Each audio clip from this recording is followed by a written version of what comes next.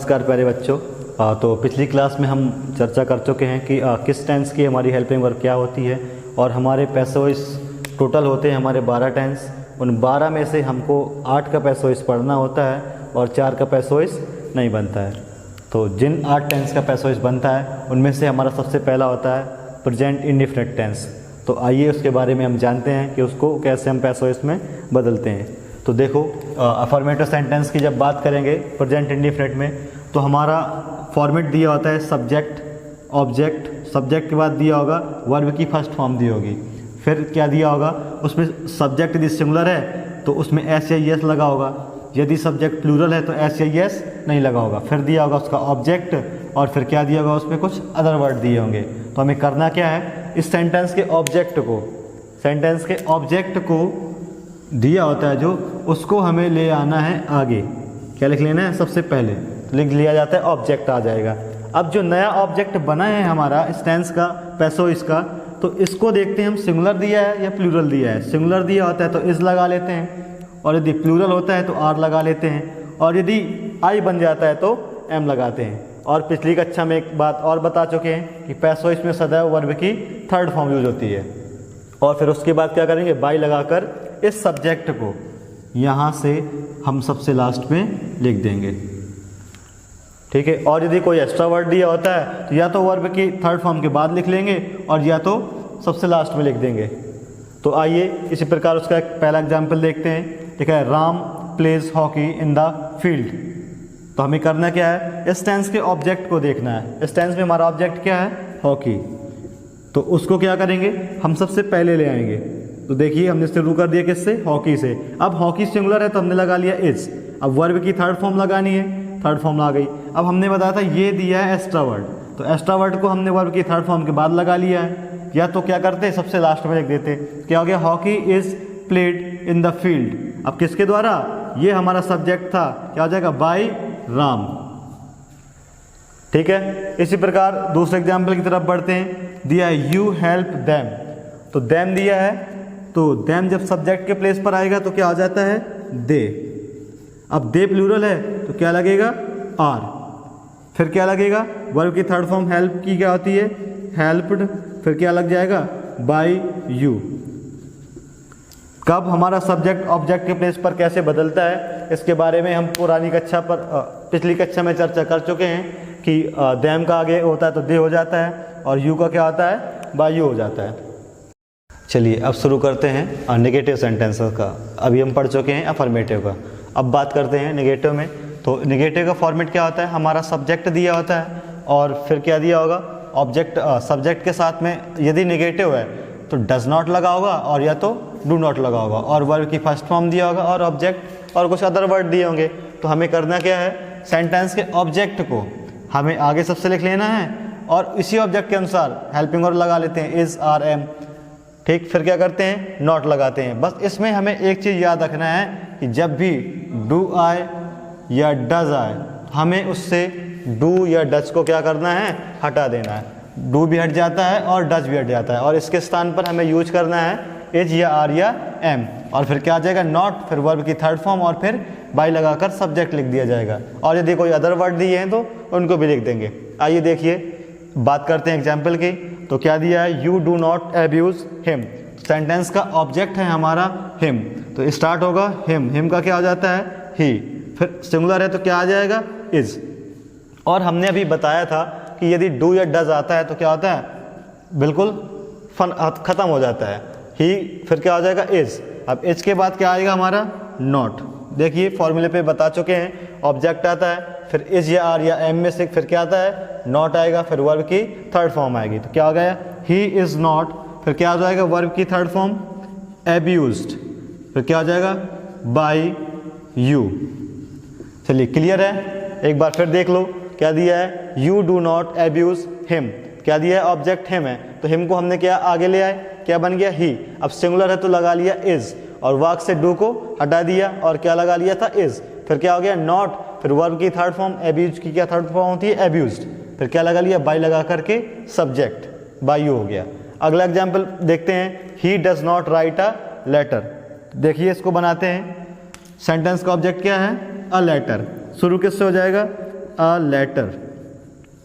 अब कैसा है, सिंगुलर, तो क्या आएगा इज, और वाक्य से डज हट गया, और क्या आ जाएगा यहाँ पर नॉट। राइट की थर्ड फॉर्म रिटन, क्या हो गया, a letter is not written. अब क्या हो जाएगा, बाई, हमारा सब्जेक्ट दिया है ही, तो क्या हो जाएगा हिम, और ये हमारा हो गया। देख लीजिए, और जिसको कोई दिक्कत हो तो इसका स्क्रीनशॉट भी ले सकता है और इनको नोट कर लें और 2-4 एग्जाम्पल भी बना लें, और इसके बाद हम आगे पढ़ेंगे इंट्रोगेटिव सेंटेंस। चलिए आगे जानते हैं इंट्रोगेटिव सेंटेंस का पैसा वॉइस कैसे बनता है।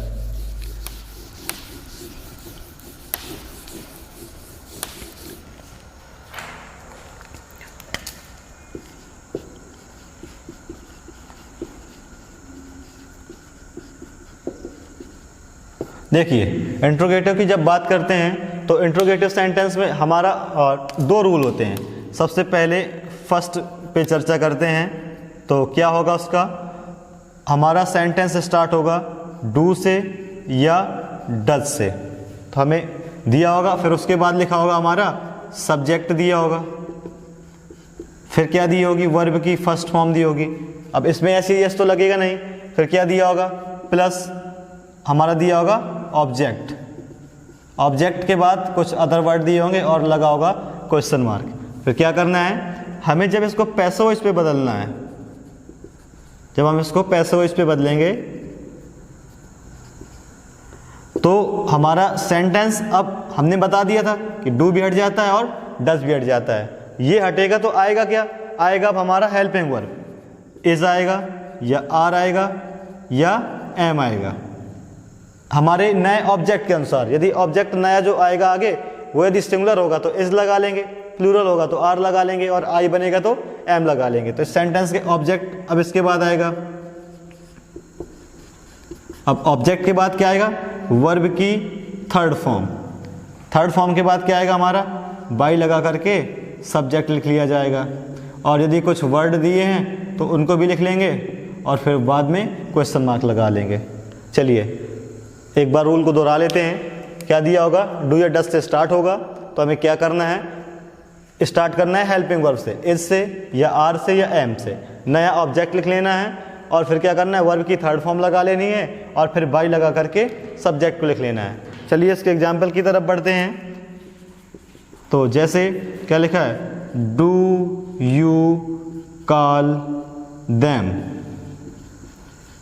डू यू कॉल देम, तो इस सेंटेंस का ऑब्जेक्ट हमारा है क्या, देम, तो देम दिया है, सबसे पहले तो डू हटेगा और स्टार्ट किससे होगा, हेल्पिंग वर्ब से, तो ये तो प्लूरल है तो हमें किससे स्टार्ट करनी पड़ेगी, आर से। फिर क्या हो जाएगा, आर दे, फिर क्या हो जाएगा, वर्ब की थर्ड फॉर्म कॉल्ड, और यहाँ पर लिख लेंगे बाई यू, और हमें यहाँ पर लास्ट में क्वेश्चन मार्क लगा देना है। चलिए इसके बाद आगे बढ़ते हैं। इसी का एक रूल और होता है, अब ये किसी इंट्रोगेटिव वर्ड से जब स्टार्ट हो, किससे, इंट्रोगेटिव वर्ड से, तो फिर उसके बाद भी डू या डज दिया होगा, फिर हमारा सब्जेक्ट आया होगा, सब्जेक्ट के बाद क्या दिया होगा, वर्ब की फर्स्ट फॉर्म, और फिर दिया होगा ऑब्जेक्ट। हमें इस बात पे ध्यान रखना है, लास्ट में देखना है क्वेश्चन मार्क दिया होगा। फिर इसके बाद जब हम इसको पैसिव में बदलते हैं तो जो इंट्रोगेटिव वर्ड दिया हो हमारा, उसी इंट्रोगेटिव वर्ड को हम वैसा ही का वैसा ही लिख लेते हैं, ठीक, एज इट इज, ठीक है, वैसे ही आ जाएगा। फिर हमने बताया था डू या डज हट जाएगा, जब डू या डज हटेगा तो आएगी हमारी हेल्पिंग वर्ब, इज या आर या एम। अब फिर नया वाला ऑब्जेक्ट आ जाएगा, अब फिर क्या आएगा, वर्ब की थर्ड फॉर्म, और फिर क्या करेंगे, बाई लगा करके हम लिख देंगे सब्जेक्ट। सब्जेक्ट लिखने के बाद कोई वर्ड दिया है तो उसे भी लिख लेंगे और बाद में क्वेश्चन मार्क लगा देंगे। देखिए अब इस रूल की बात कर लेते हैं। यदि इंट्रोगेटिव वर्ड दिया है तो सेम इंट्रोगेटिव वर्ड लिख देंगे और डू या डज को हटाकर हेल्पिंग वर्ड लगा लेंगे, और नया जो ऑब्जेक्ट है इसको यहाँ से उठा के आगे ले आएंगे। फिर क्या करेंगे, वर्ब की थर्ड फॉर्म लगाएंगे और बाई लगाकर यहाँ से सब्जेक्ट को उठाकर पीछे जोड़ देंगे, फिर लगा देंगे हम क्वेश्चन मार्क। अब इसके हम बात करते हैं एग्जाम्पल की। तो देखिए जैसे why do we play hockey today. देखिए वाई से स्टार्ट है, इंट्रोगेटिव वर्ड दिया है और डू भी दिया है, तो क्या करेंगे, जो इंट्रोगेटिव वर्ड दिया है उसी इंट्रोगेटिव वर्ड से हम स्टार्ट कर देंगे, फिर वाक से डू हटा देंगे, नया ऑब्जेक्ट देखेंगे कैसा, सिंगुलर है, क्या हो जाएगा इज, फिर क्या आ जाएगा हॉकी। अब क्या आएगी वर्ब की थर्ड फॉर्म, क्या हो जाएगा प्लेड, फिर क्या लगाएंगे बाई, वी का हो जाता है अस, और फिर टुडे लिख देंगे, फिर लास्ट में लगा देंगे क्वेश्चन मार्क। चलिए प्रेजेंट इंडेफिनिट का पैसेज हमारा ख़त्म होता है और इसके बाद आप लोगों का काम है कि आप प्रैक्टिस करें, और मैं अगली क्लास में चर्चा करेंगे हम पास्ट इंडेफिनिट टेंस के बारे में। तब तक के लिए जय हिंद।